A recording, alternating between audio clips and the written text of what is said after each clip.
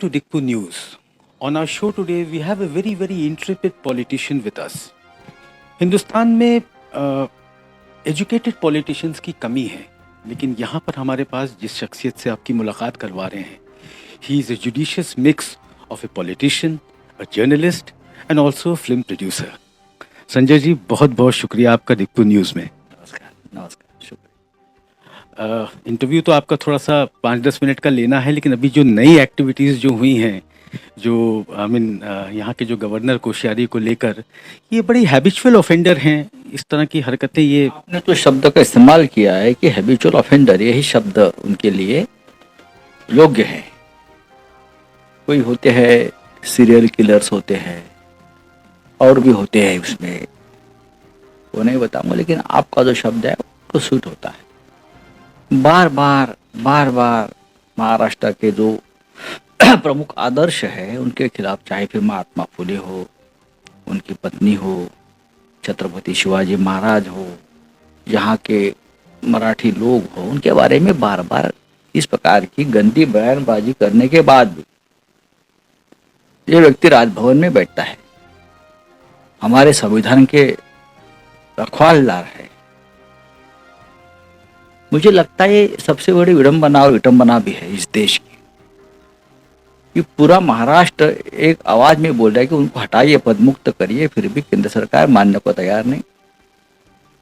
महाराष्ट्र की सरकार ने उनके खिलाफ एक निंदा प्रस्ताव कैबिनेट में मंजूर करना चाहिए, लेकिन यहाँ की सरकार, मुख्यमंत्री उनके समर्थन में खड़े हैं. तो क्या बोल सकते हो? ये देश में एक अलग तरह की राजनीति चल रही है. राजभवन का अपना एक महत्व होता है, प्रतिष्ठा होती है, पवित्र होता है, खत्म हो गया है इस देश में. 103 दिन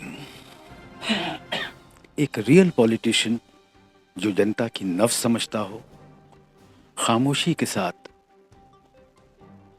103 दिन जेल में गुजारता है, विदाउट एनी मच राइम और reason. The way you hugged your mother and the way she gave you the blessings, वो जो मोमेंट है ना सर, वो पूरे हिंदुस्तान ने, पूरे नेशन ने देखा उसको. मुझे मालूम है, क्योंकि देखिए, मुझे मालूम था कि मेरे खिलाफ ये साजिश चल रही है, और साजिश इस हद तक जाएगी, एक तो मुझे गोली मार दी जाएगी या मुझे जेल में ठूस दिया जाएगा, क्योंकि मेरी कोई गलती नहीं थी. मैंने कभी किसी के साथ गलत व्यवहार नहीं किया है. मैं तो एक मिडिल क्लास आदमी हूँ, राजनीति में हूँ, ठीक है. यहाँ बैठा हूँ इस कुर्सी पर 35 साल से एज एडिटर, पार्टी का काम करता हूँ. ये गुनाह है?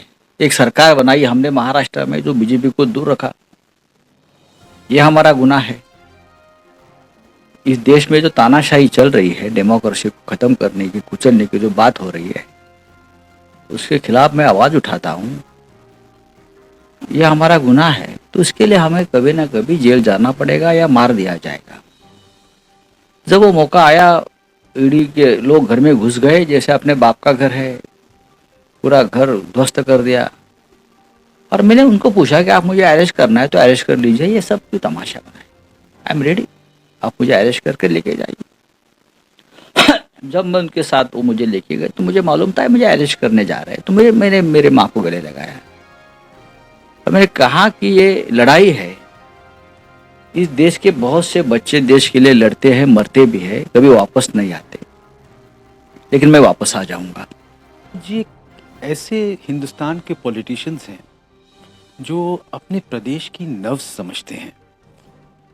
और जहाँ तक हम एमवीए सरकार की बात करें, महाराष्ट्र विकास आघाड़ी, सर क्या गलतियाँ हो गई, किसकी नज़र लग गई, क्या हो गया, इसके बारे में कुछ प्रकाश दें.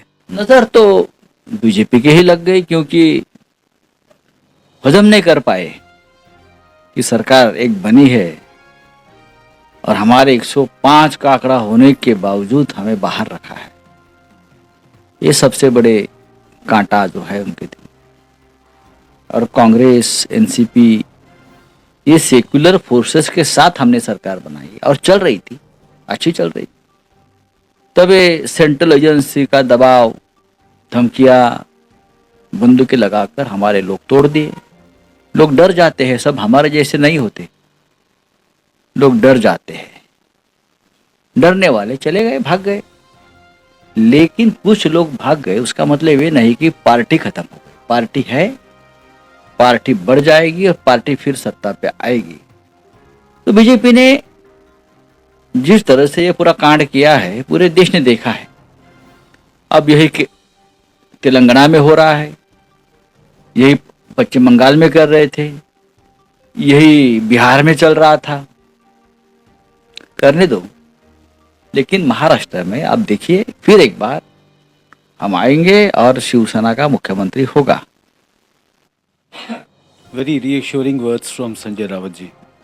रावत जी से एक सवाल और पूछेंगे कि जहाँ तक उद्धव जी का सवाल है, उद्धव जी सर, जब मैं थोड़ा सा उनके बारे में रिसर्च करता हूँ, जब मैं जानता हूँ, तो he is more of a creative person. You find him being A badminton champion, you find him his love for the bird sanctuary, wildlife photography। पहावा विट्ठल में जिस तरह से एरियल फोटोग्राफी से कर करा के उन्होंने ये किया, तो ऐसा तो नहीं लगता कि अंडर ड्यूरेस अगर वो रहते प्रेसिडेंट और आप होते थे?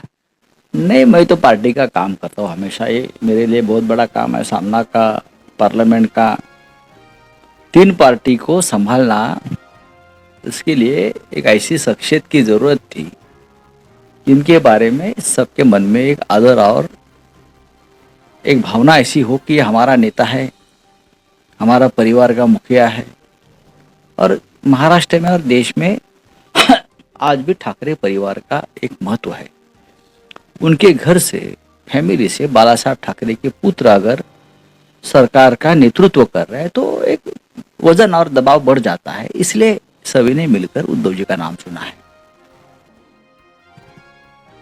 एक स्ट्रॉन्ग ह्यूमन कैरेक्टर, इतने टेम्पटेशंस के बावजूद Sanjay Raut ji has always been a loyalist.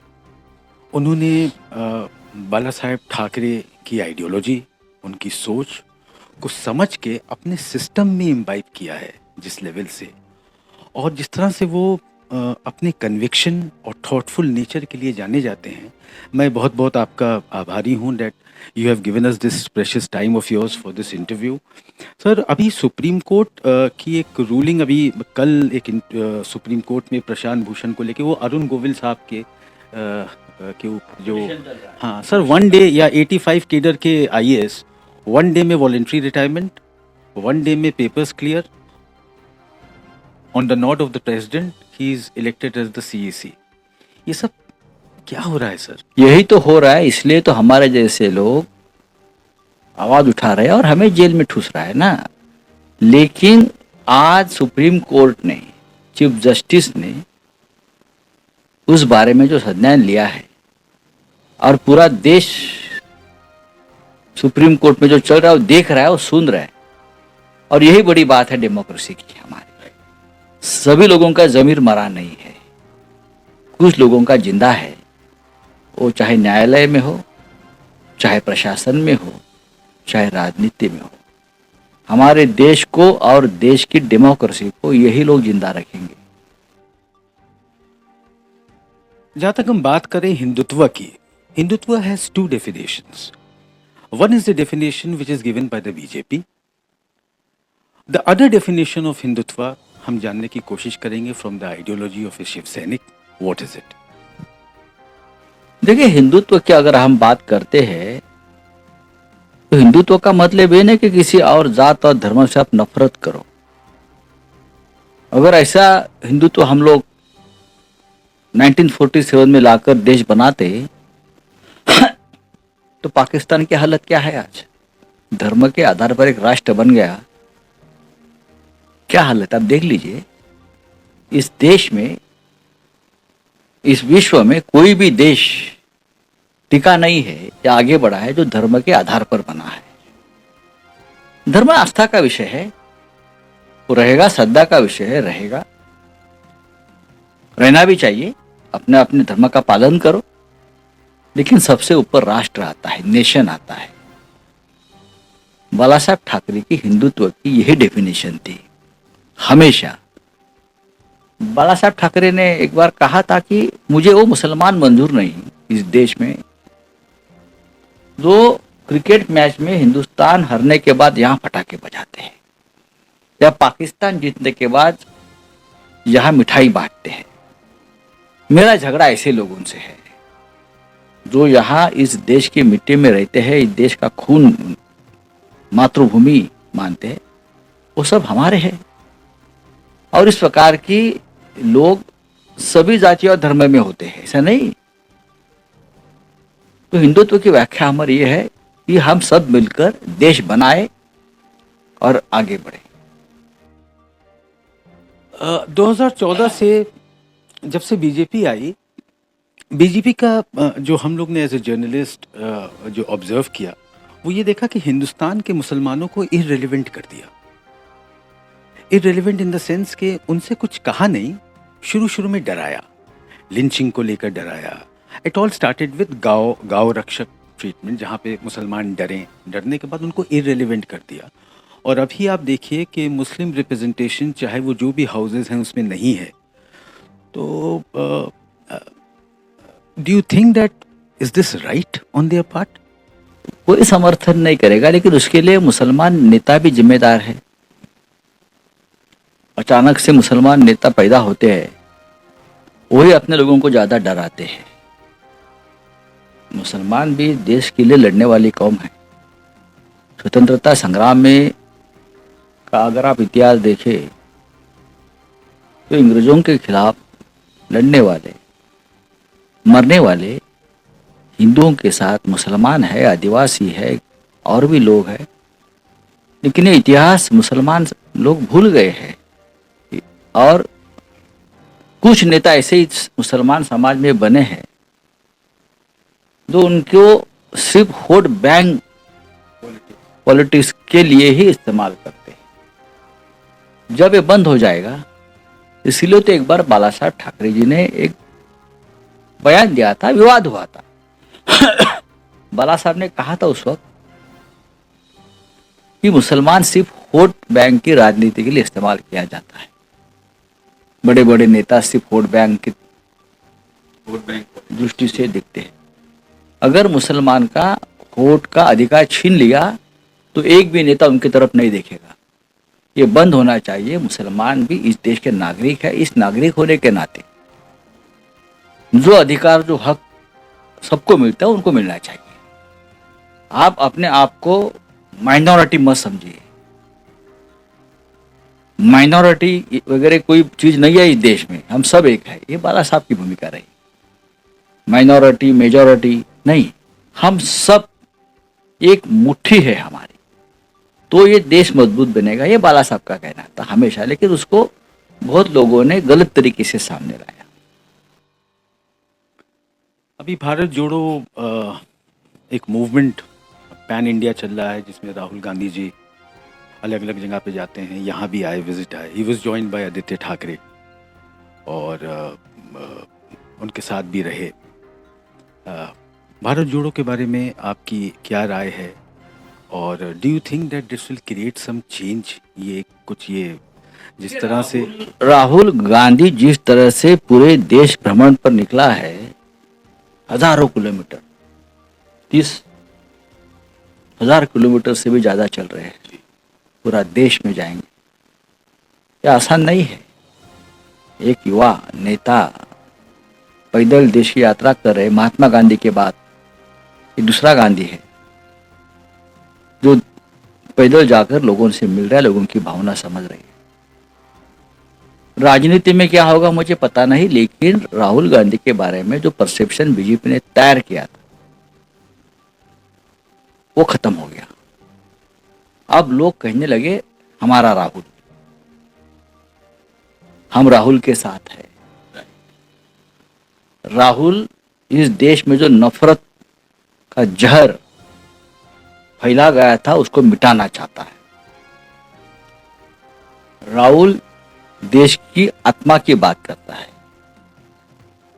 मुझे लगता है भारत जोड़ो यात्रा ने एक बहुत बड़ा संदेश दिया है इस देश को और लोग अपने आप उस यात्रा से जुड़ना चाहते हैं। ये बड़ी बात है। निमंत्रण नहीं देना पड़ रहा है किसी, या इवेंट नहीं करना पड़ रहा है, लोग अपने आप जा रहे हैं। एक आखिरी सवाल पूछेंगे, उसके बाद वाइंड अप कर। सर, अभी इलेक्शंस होने वाले हैं बीएमसी के, क्या उसके नतीजे हम सोचें? बीएमसी में मुंबई हो, ठाणे महानगर पालिका हो, कल्याण डोंबिवली हो, तीनों महानगर पालिका पर शिवसेना की जीत होगी। कोई रोक नहीं सकता मुंबई में शिवसेना जीतने से। हम ही जीतेंगे, चाहे हमारी पार्टी के आपने 2 टुकड़े कर दिए, हमारा चुनाव चिन्ह को आपने स्थगित कर दिया, सब कुछ कर दिया, फिर भी आप नहीं जीतो। और हम इस बार ऐसी जीत प्राप्त करोगे कि आप देखते रह जाओ। बहुत बहुत शुक्रिया आपका। सीन दिस मैन, बहुत thoughtful policy maker who understands what Indian politics is all about. Keep watching Dippu news. If you enjoyed the video, hit the like button, and if you wish to see more of our content, hit that subscribe button.